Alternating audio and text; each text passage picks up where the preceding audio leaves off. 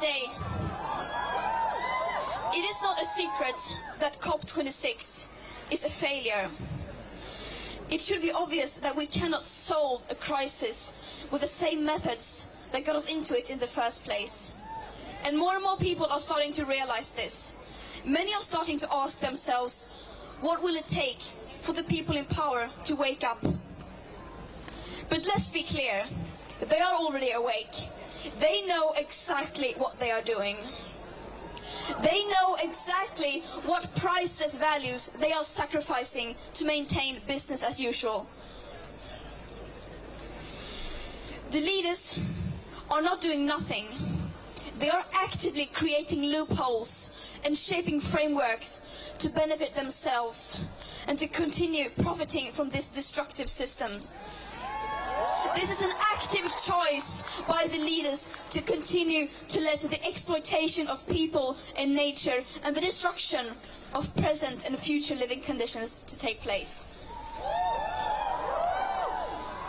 The COP has turned into a PR event where leaders are giving beautiful speeches and announcing fancy commitments and targets, while behind the curtains, the governments of the global north countries are still refusing to take any drastic climate action. It seems like their main goal is to continue to fight for the status quo. And COP26 has been named the most exclusionary COP ever. This is a climate conference. This is now a global greenwash festival. A 2-week-long celebration of business as usual and blah, blah, blah. The most affected people in the most affected areas still remain unheard. And the voices of future generations are drowning in their greenwash and empty words and promises. But the facts do not lie, and we know that our emperors are naked. To stay below the targets set in the Paris Agreement and thereby minimizing the risks of setting off irreversible chain reactions beyond human control, we need immediate, drastic, annual emission cuts unlike anything the world has ever seen. And as we don't have the technological solutions that alone will do anything even close to that, that means we will have to fundamentally change our society. And this is the uncomfortable result of our leaders' repeated failure to address this crisis. At the current emissions rates, our remaining CO2 budgets to give us the best chances of staying below 1.5 degrees Celsius will be gone within the end of this decade. And the climate and ecological crisis, of course, doesn't exist in a vacuum.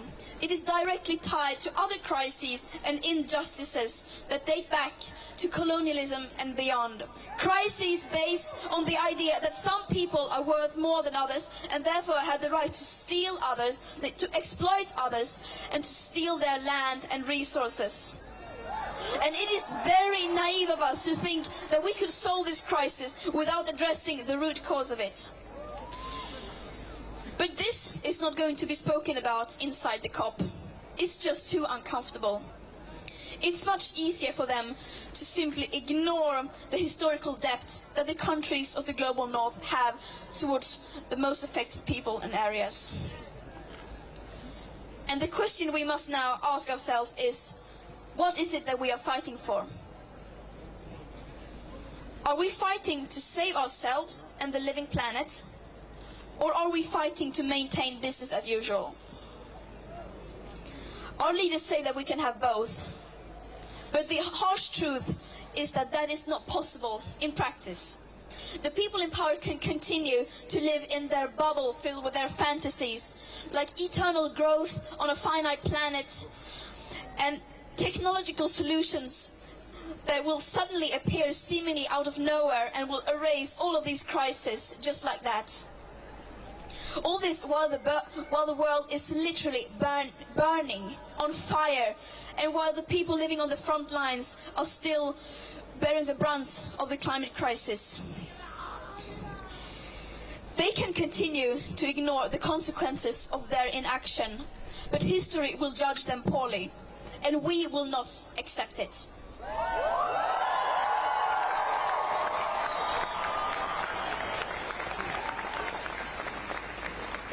We don't need any more distant, non-binding pledges. We don't need any more empty promises. We don't need any more commitments that are full of loopholes and incomplete statistics and that ignore the historical emissions and climate justice. Yet, that is all that we are getting. And no, that is not radical to say. Just look at their track record. They have had 26 COPs. They have had decades of blah, blah, blah, and where has that led us? Over 50% of all our CO2 emissions have occurred since 1990, and about a third since 2005. All this while the media is reporting on what people in power say that they are going to do, rather than what they actually do. Time and time again, the media fails to hold the people in power responsible for their action and inaction. As they continue to expand fossil fuel infrastructure, opening up new coal mines, coal power plants, granting new oil licenses, and still refusing to do even the bare minimum, like delivering on the long-promised climate finance for loss and damage to the most vulnerable and least responsible countries. This is shameful.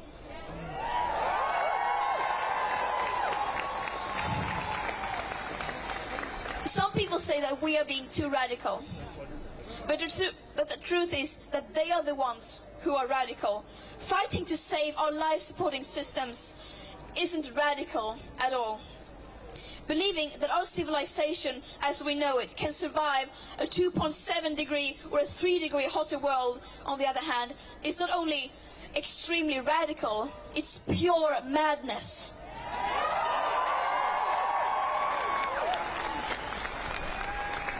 Out here, we speak the truth. The people in power are obviously scared of the truth. Yet, no matter how hard they try, they cannot escape from it. They cannot ignore the scientific consensus, and above all, they cannot ignore us, the people, including their own children. They cannot ignore our screams as we reclaim our power. We are tired of their blah, blah, blah. Our leaders are not leading. This is what leadership looks like.